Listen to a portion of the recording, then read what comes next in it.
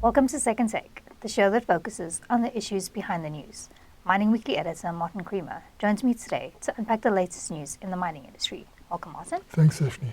Now, to start off, higher Kumba iron ore exports are reflecting the benefits of public-private partnerships. Yes, I think you can see what's happening along that corridor now. The iron ore corridor, there's a lot of collaboration between the public entities and the private entities, and the same as the users forum. So collectively, that, even though there's a long way still to go, is making sure that at least we increase our exports, even if marginally at this point. And one of the beautiful things was that our coal is being recognized as having quality. So, we're getting more money than the rest of the world for our coal. And I think Anglo-American always emphasizes that they want to be in quality coal, and with Kumba, they certainly are. And the logistics now really will, I think, improve. When you've got this public-private partnership, government and business working together like that on two forums, you can see already the fruit is being born. And it's wind turbine number 4 for Seriti Resources.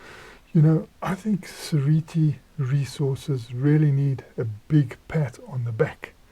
When you look at Mike Teke, he's been in mining for 20 years, but he grew up in a township on the East Rand. He's come flying through, and with Seriti Resources, he's showing great strategic wisdom. Now, what he's doing is he remains in coal. So you can see he's just built a coal mine recently. But 68 kilometers from that, he's probably will have now put up his 4th wind turbine. So, he says what we must do is not be a coal company, we must be an energy company and look into the future, look into the needs.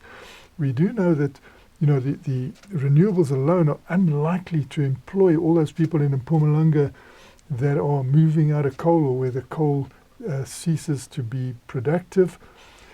But if you do the two together, you've still got 20 years ahead of you to keep those employment rates not only level but up, because you can see the number of inquiries that have come through for his renewables, and the effort that has been made to bring people into that as well. This is great news for Mpumalanga, because that's the coal province. But you've got to give it a new horizon, and he's doing that very cleverly. And lastly, the Coal and Energy Transition Day heard that China has won the electricity generation race. Yeah, when Ruslat Baglu delivered, for MENA at the Coal and Energy Day, he gave a great insight into what's happening around the world.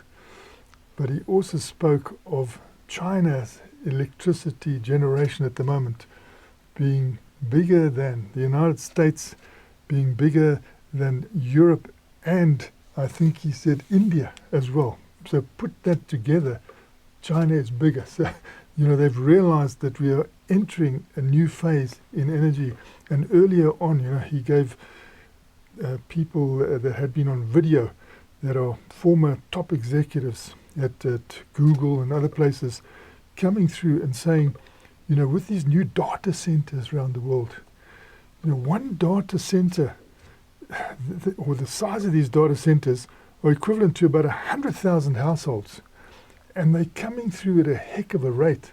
And if you don't match that with new energy, you're going to have blackouts like you've never experienced. And this is all part of artificial intelligence as well. And you can't afford in these data centers to have blackouts. You can't lose that information. So what they're saying is that the pace of setting up new electrical energy power stations has got to be very quick. And what they're also saying is you've got to look at every bit of energy you can get. So, MENA's message was that you've got to include all types of energy, including coal. And if you're going to use that coal, you must go for the carbon capture and utilization, which he spoke about having many of these already around the world, and how it could also be applied to South Africa, because as they get cheaper to do, you can start implementing. But he's saying, don't think you can get away with not including an energy mix, because the demand is going to be so great that you're going to have to take everything you can get. Thanks for speaking with us, Martin. Thank you, Sashni. That's it for today. Join us again next week for more news analysis on the local and global mining industries. And don't forget to listen to the audio version of our Mining Weekly daily email newsletter.